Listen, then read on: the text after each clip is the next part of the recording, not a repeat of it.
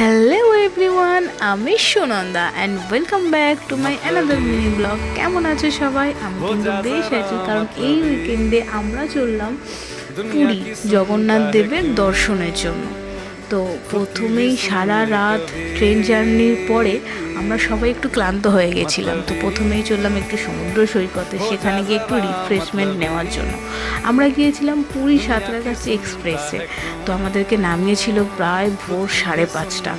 তো সেই সময় গিয়েই তো আর কোনো হোটেলে চেক ইন হয় না। তো আমরা যাই হোক, আমাদের হোটেলটা কিন্তু ভালো ছিল। আমাদের হোটেলটার নাম ছিল দামোদর প্যালেস।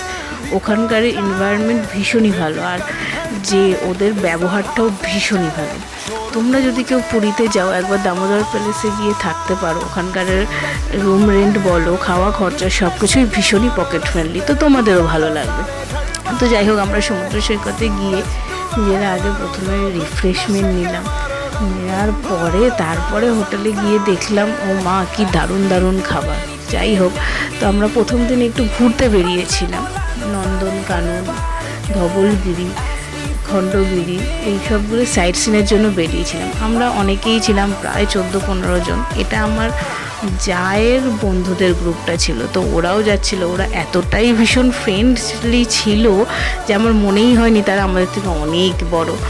যাই হোক, আমরা অনেক আনন্দ করলাম এই উইকেন্ডটা। তোমরা উইকেন্ডটা কী করে কাটালে অবশ্যই জানিও। আর আমাদের এই ভিডিওটা ভালো লাগলে অবশ্যই লাইক অ্যান্ড সাবস্ক্রাইব করো। Thank you. यही कहे ये